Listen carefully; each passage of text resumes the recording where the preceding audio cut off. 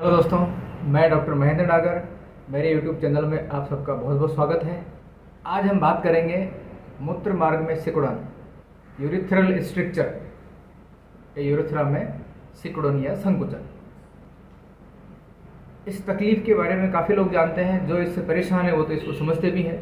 फिर भी हम आज बात करेंगे कि यूरिथ्रल स्ट्रिक्चर क्या होता है, क्यों होता है, किन लोगों में होने की संभावना ज़्यादा है, इसके सिम्टम या लक्षण क्या क्या हैं, और अगर हो चुका है तो फर्दर क्या डायग्नोसिस करें कि इसका कंफर्म हो जाए कि भाई यूरिथ्रा में स्ट्रक्चर है, और उसके बाद फिर क्या ट्रीटमेंट पॉसिबल है।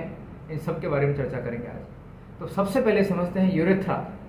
यूरिथ्रा एक ऐसे स्ट्रक्चर है, ट्यूब लाइक स्ट्रक्चर है, एक पाइप जैसी स्ट्रक्चर है जो यूरिनरी ब्लैडर से लेकर के शरीर के बाहर तक यूरिन को पास करवाती है। यूरिथ्रा वाला भाग मेल में, फीमेल में, दोनों में पाया जाता है। पुरुषों में यूरेथ्रा की लंबाई ज़्यादा होती है और महिलाओं में थोड़ी कम होती है। लेकिन यूरेथ्रा के अंदर सिकुड़न या स्ट्रिक्चर दोनों में हो सकती है, लेकिन पुरुषों में ये ज़्यादा समस्या देखने को मिलती है क्योंकि यूरेथ्रा का मार्ग ज़्यादा लंबा है और उसी वजह से वहाँ पर बार बार संक्रमण होने की संभावना ज़्यादा है। स्ट्रिक्चर का या सिकुड़न का शाब्दिक अर्थ क्या है कि रास्ता कहीं पर सकड़ा हो जाए।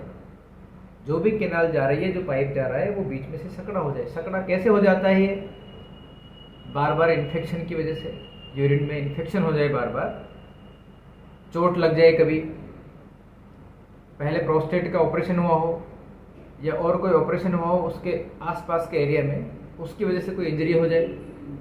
यानी कि यूरिथ्रल स्ट्रिक्चर के जो मुख्य कारण हो सकते हैं उनमें सबसे बड़ा कारण है बार बार होने वाला यूरिन इन्फेक्शन।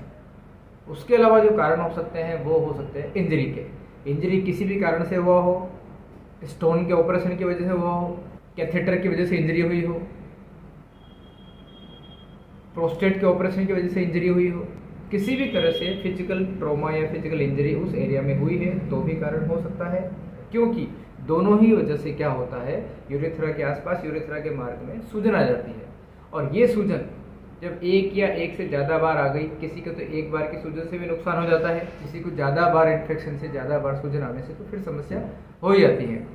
होता क्या है, जहाँ पर इंजरी होती है, जहाँ पर स्वेलिंग आती है, वो हिस्सा थोड़ा हार्ड हो जाता है। धीरे धीरे करके वो हार्डनेस या स्कार टिश्यू वहाँ पर रह जाते हैं और उसी से अंदर का मार्ग सकड़ा हो जाता है। तो ये तो समझ में आपको यूरिथ्रा और यूरिथ्रा के अंदर स्ट्रक्चर। क्या सिम्टम इसके हो सकते हैं जिससे हमको पता लगे? सबसे मुख्य इसका जो लक्षण है वो है पेशाब रुक करके आना। यूरिन का जो फ्लो है वो बिल्कुल क्लियर फ्लो, उस स्पीड से फ्लो नहीं रहेगा जैसा पहले नॉर्मल हुआ करता था। तो एक तो यूरिन की फ्लो की स्पीड कम हो जाएगी, दूसरा उसको यूरिन को शरीर से बाहर आने में समय लग सकता है, जोड़ लगाना पड़ सकता है, दर्द की तकलीफ हो सकती है, बाथरूम की अर्जिंग बार बार हो सकती है। इस तरह के लक्षण अगर शरीर में देखने को मिल रहे हैं तो काफ़ी संभावना है कि आपके यूरिथ्रा में स्ट्रक्चर हो चुका है। इसके अलावा फिर आप एक्सरा, अल्ट्रासाउंड या एमआरआई की सहायता ले सकते हैं कंफर्मेशन के लिए।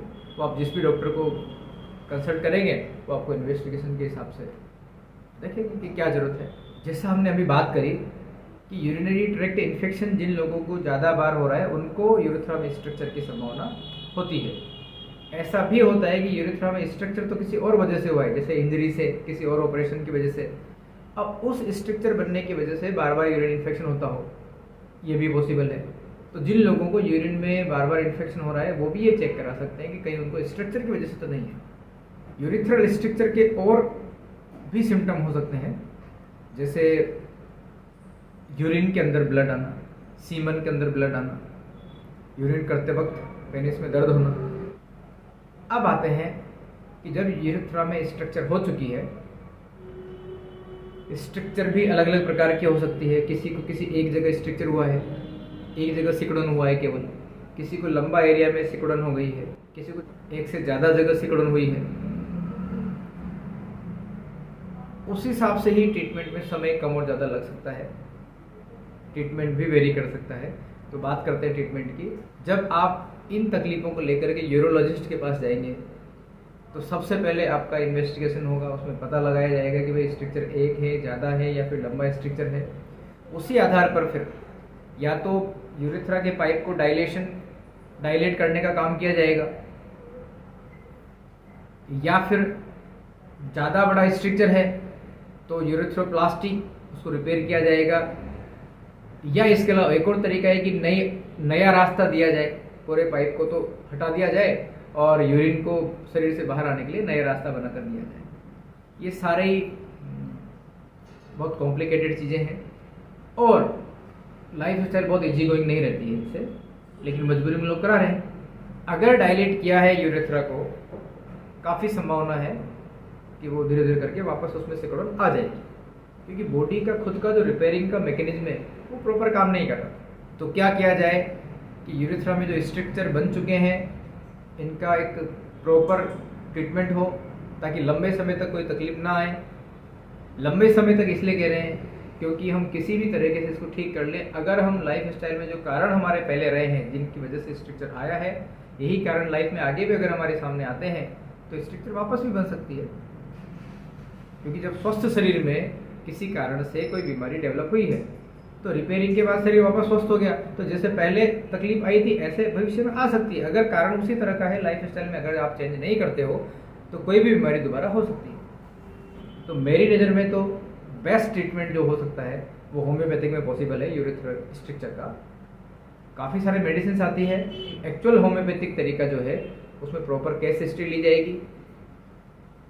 डॉक्टर आपसे यूरेथ्रा स्ट्रक्चर जो हुआ है उसकी वजह से क्या सिम्टम है, हर शरीर में अलग अलग तरह के सिम्टम हो सकते हैं, इंटेंसिटी सिम्टम की अलग अलग हो सकती है, कम्प्लीमेंट्री सिम्टम जो साथ में कोई सिम्टम है शरीर में स्वास्थ्य में वो भी हर इंसान के अलग अलग हो सकते हैं। शरीर की प्रकृति अलग हो सकती है, मन की प्रकृति अलग हो सकती है। तो फिजिकल, मेंटल सिम्टम और डिजीज के सिम्टम सभी को मैच करके प्रॉपर होम्योपैथिक मेडिसिन सेलेक्ट की जाएगी।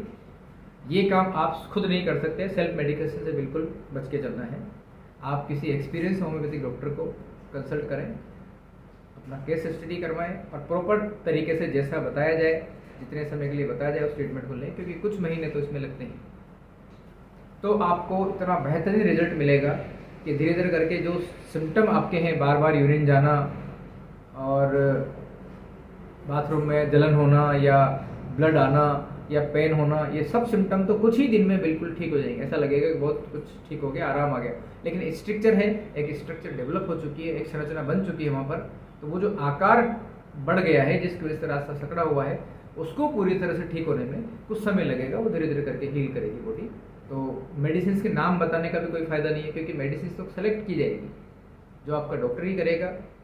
तो इस तरह से होम्योपैथिक में आपको एक टिकाऊ रिजल्ट मिल जाएगा, ताकि आगे लंबे समय तक आपको कोई समस्या नहीं रहे। साथ में ये होम्योपैथिक मेडिसिन आपके शरीर की जो वेल बीइंग कंडीशन है, मेंटल और फिजिकल जो हेल्थ है, उसको भी साथ के साथ सुधारेगी। साइड इफेक्ट 1% भी नहीं है। हाँ, आपने अभी तक अगर हमारा वीडियो सब्सक्राइब नहीं किया है तो जल्दी सब्सक्राइब कर ले, ताकि आगे जो भी वीडियो में हेल्थ इश्यू के ऊपर अपलोड करूँगा आपको यूट्यूब खोलते आपको सामने दिख जाए।